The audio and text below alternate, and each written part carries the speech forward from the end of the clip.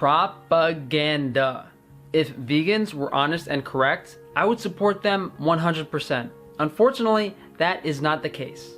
They lie about the health benefits of a vegan diet, what impact it actually has on the environment, and what constitutes the moral and ethical standings of a vegan diet. If a plant-based diet is so healthy for you, why does the German Nutrition Society say the opposite? With a pure plant-based diet, it is difficult or impossible to attain an adequate supply of some nutrients. The DGE does not recommend a vegan diet for pregnant women, lactating women, infants, children, or adolescents. There are critical vitamins and fatty acids missing in the vegan diet that are crucial for all stages of development, and they cannot be obtained through any methods of supplementation or foods that are not from animal sources. Vegans love to brag that a plant-based diet is the only diet proven to reverse heart disease. Is that why the Maasai only ate blood, milk, and meat, and had no signs of heart disease or atherosclerosis? Vegans like bringing up the issue of people asking, oh, where do I get my protein? And yeah, there are plenty of vegan protein powders that can be used, but they like to say, oh, herbivores are the most muscular, they're fine. Humans do not have the digestive capabilities or the same stomach bacteria that herbivores have. Cows have bacteria in the stomach that literally turns grass into volatile fatty acids. These cows are running on fat. In many instances, these herbivores will eat meat when they have access to it. I can't tell you how many videos of deers eating birds I've seen online. Squirrel chowing down on an unfortunate mouse.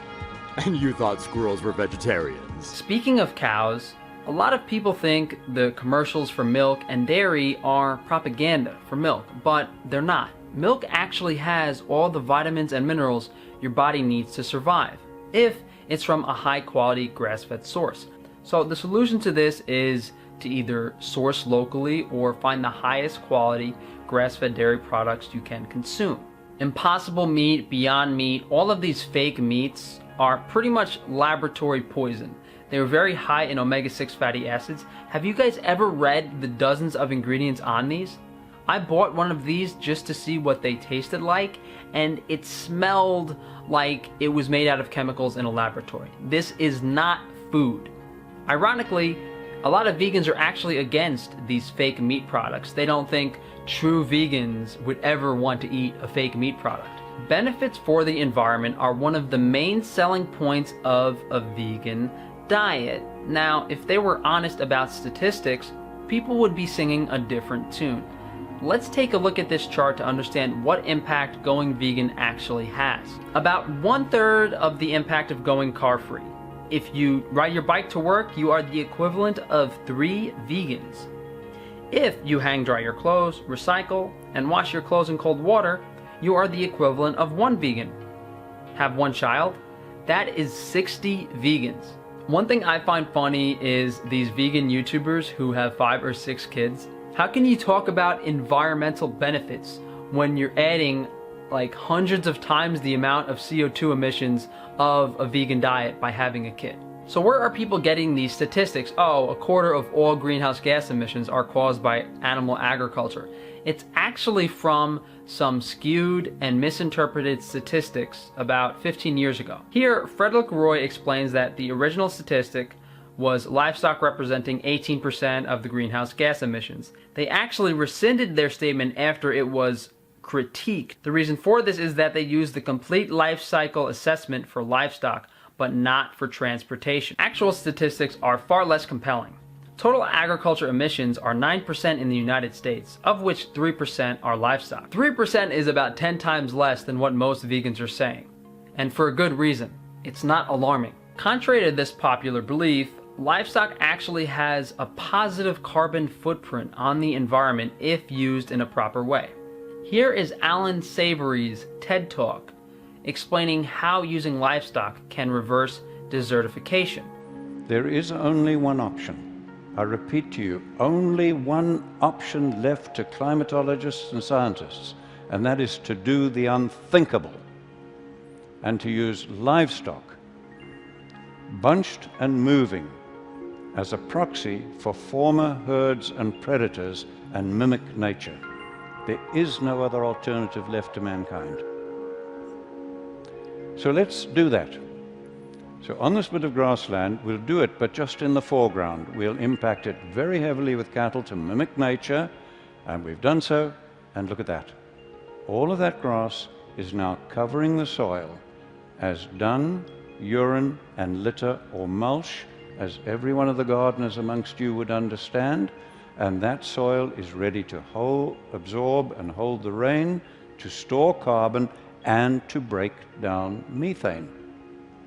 And we did that without using fire to damage the soil, and the plants are free to grow. Not only can livestock be beneficial for the environment if used accordingly, conventional agriculture is far worse than any local sustainable agriculture, regardless of whether you're eating meat or consuming vegetables. No matter what methods are used, agriculture always has some impact on the environment. But industrial agriculture is a special case. It damages the soil, water, and even the climate on an unprecedented scale. Some vegans literally think flying in 15 different foods in plastic packaging from around the world is better for the environment than consuming a local grass-fed steak. They've literally banned exports of avocados in countries like Kenya.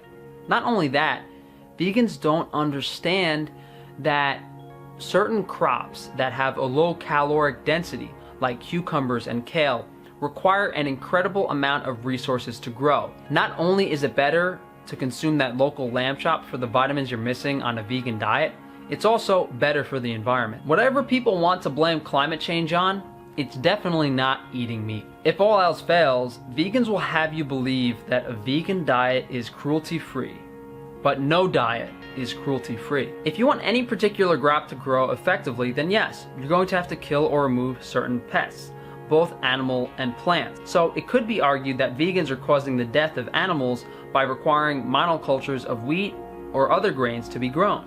If you're fortunate enough and wealthy enough to be able to be selective about your diet, then instead of cutting out all animal products, go for organic products. Or better still, buy direct from producers and farmers which incorporate and follow good environmental practices. Choose those which treat animals well, enhance biodiversity, protect our soils, keep our waters clean, and benefit the local community as a whole. Poisoning rodents to prevent plagues, herbicides, pesticides, kill hundreds to thousands more beings per calorie than pastured or grass-fed beef.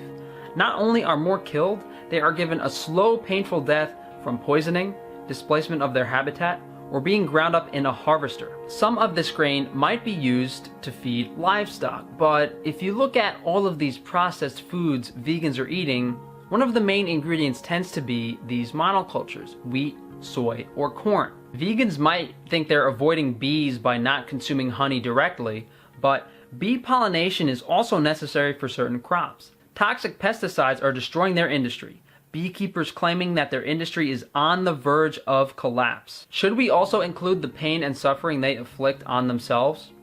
From digestive and mental health issues to child abuse and hyperaging of young people. Celebrities, even the royal family, is pushing veganism. And vegans have the nerve to say that there is more meat propaganda out there? Are they crazy? Look at all these celebrities. This isn't even a quarter of that list. What can you actually do? Reduce food waste. 45% for fruit, vegetables, and tubers is astounding.